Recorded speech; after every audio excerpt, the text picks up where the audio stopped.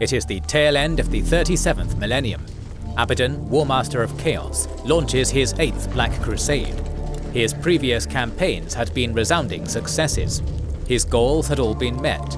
Great rivals had been crushed, irreplaceable Necron pylons destroyed, and key worlds weakened. His forces had scattered the Imperium's fleets and torn down bastion after bastion. The galaxy was reeling from the weight of his victories. Yet a warlord's work is never done. The anathema still sat upon his golden throne, his endless, lifeless gaze fixed upon the stars. Abaddon would not rest so long as the corpse emperor remained untoppled. And nor should you rest until you're done writing that story you've been mulling over. And for that, we bring you a special offer from our sponsor, World Anvil. World Anvil is a complete package for building creative fiction projects, be it a novel, lore for a particular setting, or the many ins and outs of a tabletop adventure game. It's novel writing software, publishing software, database software, mapping software. It's the world you want to create software. Link your prose to a massive wiki-like encyclopedia of lore, with locations, history, characters, items, all interconnected by World Anvil, not only to help you write, but to allow collaborators or admiring fans to come in and see the details of your world for themselves.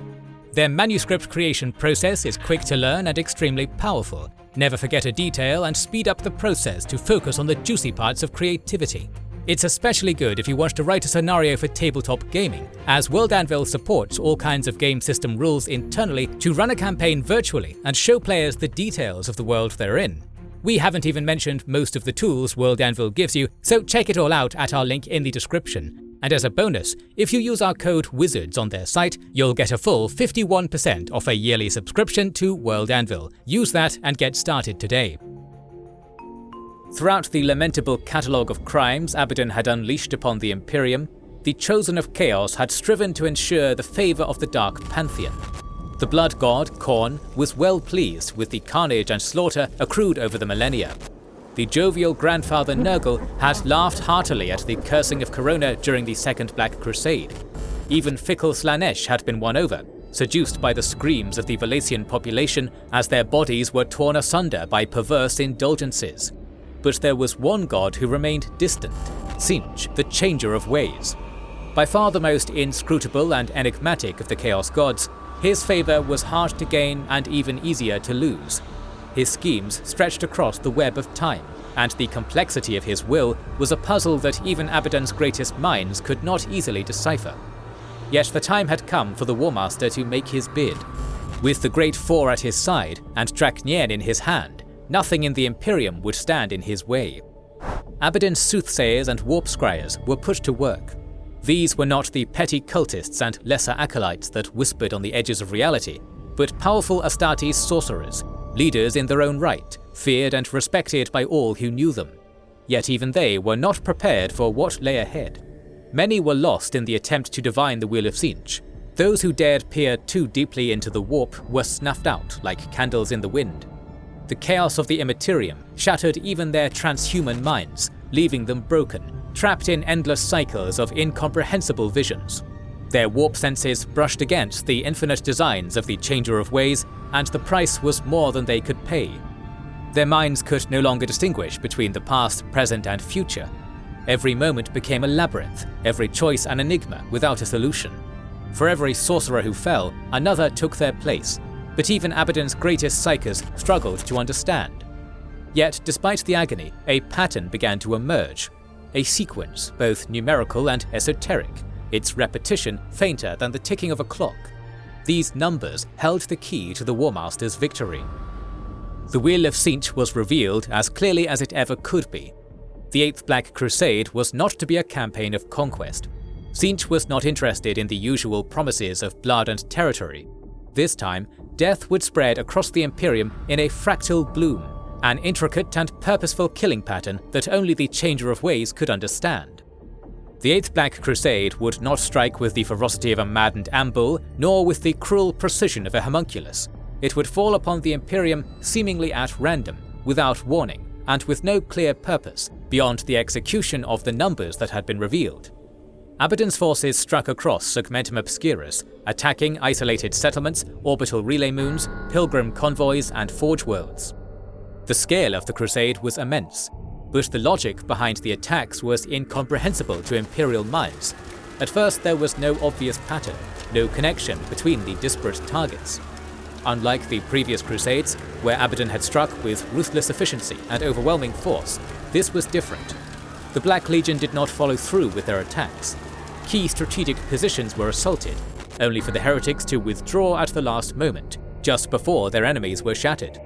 Imperial forces, certain of their doom, reported inexplicable restraint from the Chaos forces. Garrisons prepared for the final battle, only for the Black Legion to retreat, leaving their would-be victims confused and uncertain of the true purpose of this campaign. But the story was more complex. While strategic positions were left untouched, other targets were savaged with genocidal thoroughness. Remote colonies, unimportant outposts, and small settlements were annihilated with brutal precision, their populations wiped out in numbers that seemed arbitrary. A distant agricultural world might be spared, while a humble manufactorum was drowned in blood.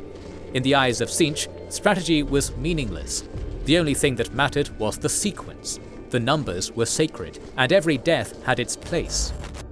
The Imperial response was one of confusion and fear. The Emperor's most holy Inquisition began to mobilize, but they could not begin to guess where to start their investigation. In their panic, they spread themselves thin across every theater of the conflict, desperate to uncover the meaning behind these random slaughters. Abaddon had outfoxed them. Every attempt to strike back only seemed to bring more death, and yet the true purpose behind the killings remained elusive. The moons of Peithis were the first to bleed. In the grand scheme of things, these settlements were insignificant. They had endured the horrors of the Old Night and the Horus Heresy simply owing to their lack of strategic value.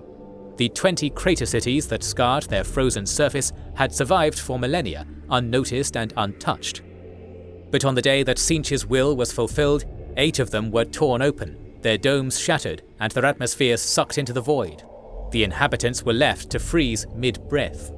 The other 12 remained untouched, save for the cryptic symbols carved into their outer shells, visible even from orbit. A strange and foreboding message was being sent, one that none would understand until it was too late. It was here on Peithis that the first steps of the ritual were realized. Each crater city had been a node that, when combined with the others, would complete a sequence, a cosmic equation that could only be understood by Tzeentch. And so it was with each slaughter, each death, the greater pattern began to unfold. The Black Legion's forces moved like clockwork, cutting down the faithful and the innocents, leaving behind a trail of horror that made no sense to those who had not seen the primordial truth. Among the many victims of the Black Legion was the Divine Path, a pilgrim vessel bound for Holy Terror, carrying thousands of devout souls. Like millions of similar ships, the Divine Path had begun its journey decades before. Through the years, one generation of pilgrims replaced the other, only to be replaced in turn. From father to son, the burden was carried on, marked by the pilgrim tokens the parents would pass on to their children. They toiled and crewed their metal coffin with zeal, hoping that through their sacrifice, their offspring may one day gaze upon the throne world. For reasons barely known even to him, Tzeentch had marked this unremarkable vessel for slaughter. From its hull to its hab chapel, 999 of its passengers were ritually slain, in ascending order of the pilgrim tokens they wore. The rest were spared, left to mourn and to wonder why the wrath of chaos had fallen so mercilessly on such an unimportant vessel. There was no why. There was only the number. As the bodies piled up and the galaxy reeled, the Ordo Malleus deployed Cypher Savant teams to analyze the growing number of killings. Dozens of Lex mechanics burned out their cortex implants trying to solve the mystery, but the truth was elusive. It took time, but the pattern was finally uncovered, a grand equation not composed of numbers but of corpses.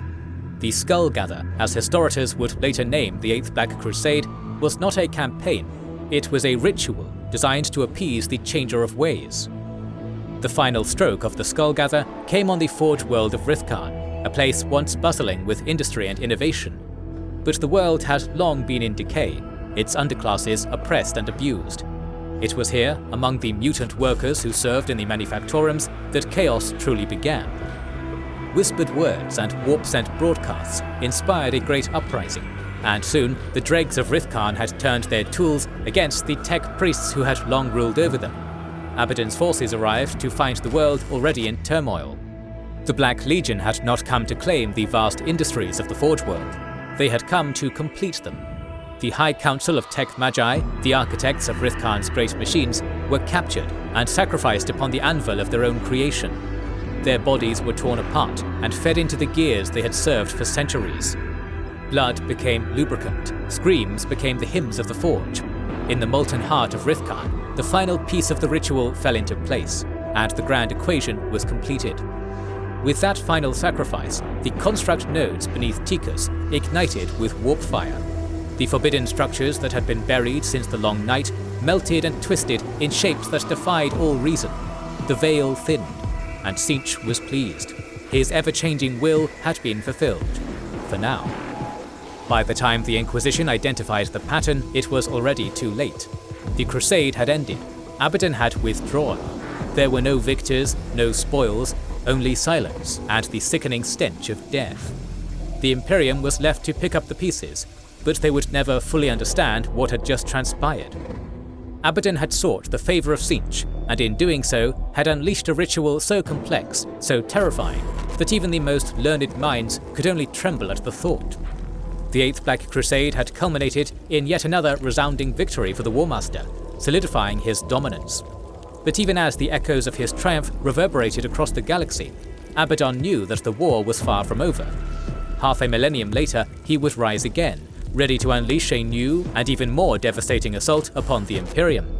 The Ninth Black Crusade, or the Starving of Cancephalus, marked a pivotal moment in Abaddon the Despoiler's relentless war against the Imperium.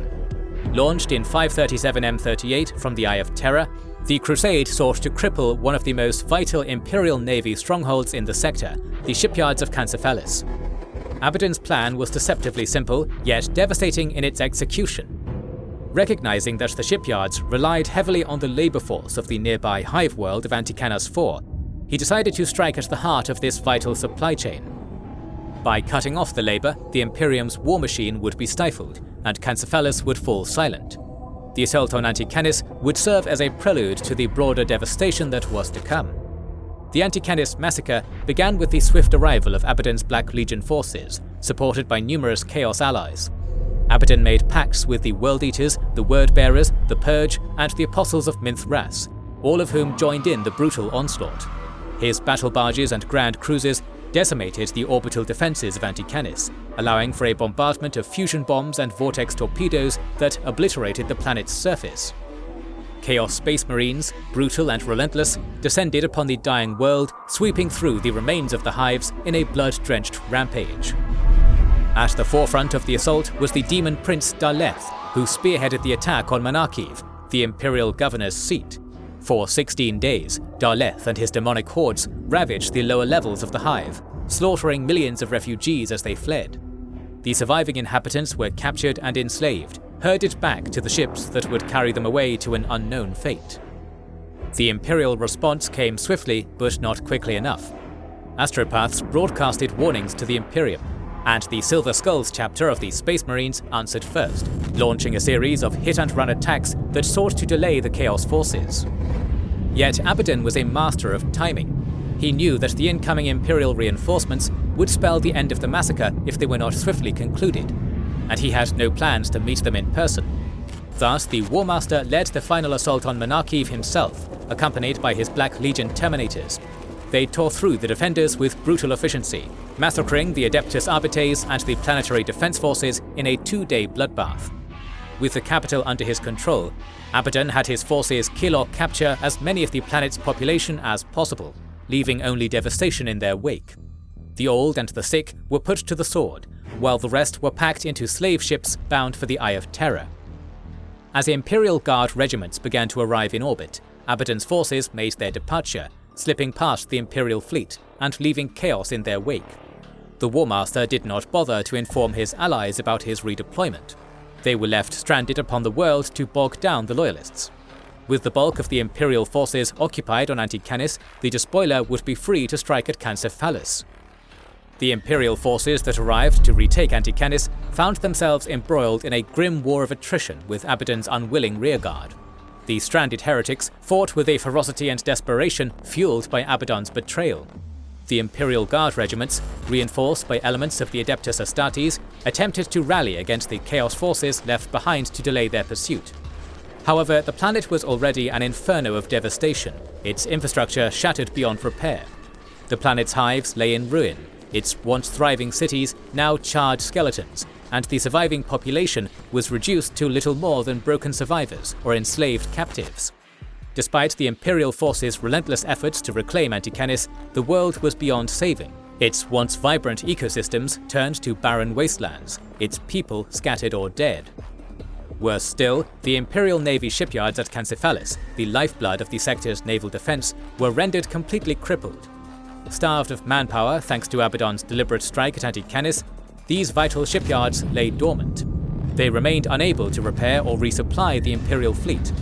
The loss of such a crucial resupply station crippled the Imperium's naval operations in the region, leaving the Imperium exposed to further Chaos incursions. With no immediate means of reinforcing or resupplying, the Imperial Navy was left helpless, unable to respond to the growing threat of Chaos fleets emerging from the Eye of Terror. For the next 17 years, Abaddon's forces were free to wreak havoc across the sector, unchallenged and unopposed. His fleets, having evaded any meaningful resistance, raided Imperial outposts, destroyed supply lines, and ravaged the region at will. Whole systems fell under the sway of chaos as the Imperium struggled to recover from the crippling blow dealt by the Ninth Black Crusade. Throughout this period, the Imperium's attention was divided and resources stretched thin, unable to focus on the Eye of Terror's expanding reach. Abaddon's unrelenting campaign sowed discord and fear, his name whispered with terror across countless worlds that now lay in the shadow of chaos. The devastation of Antennis and Cancephalis was not merely a military loss, it was a symbol of the fragile nature of Imperial power, a stark reminder of how easily the Emperor's domains could be torn apart by the forces of chaos. The tally of the Ninth Black Crusade was grim. Billions had perished, including the brave Adeptus Astartes chapter of the Celestial Swords. The Lamentus chapter, spawned from the gene seed of Sanguinius, was also all but destroyed. They were saved only by the intervention of the Ultramarines and White Scars, who came to the rescue of their unfortunate cousins. Antennis, reduced to a ruinous wasteland, would never recover from the horrors inflicted upon it, and the shipyards of Cancephalis would be rendered inoperable. The Ninth Black Crusade, though a savage blow to the Imperium, was but another chapter in the ongoing war between Chaos and the Emperor's realm. While Abaddon's forces had dealt a devastating blow, the Imperium's resolve remained unbroken, and the seeds of resistance were sown in the wake of such catastrophic losses. The Imperium, though wounded, would not forget the horrors of Cancephalis or the blood-soaked massacre of Antennis. In time, new champions would rise to face the Warmaster once more, setting the stage for future conflicts that would continue to shape the fate of the galaxy. Yet for now, the Ninth Black Crusade stood as a testament to Abaddon's unyielding determination to dismantle the Imperium one world at a time. We will continue to cover Abaddon's gruesome exploits as this series goes on, so make sure you have subscribed and pressed the bell button. Please consider liking and sharing as it helps immensely, and don't forget to comment. We'll try to read and respond to every comment, as we want to know what you think about this video and which videos you hope to see in the future. This is the Wizards and Warriors channel, and we'll catch you on the next one.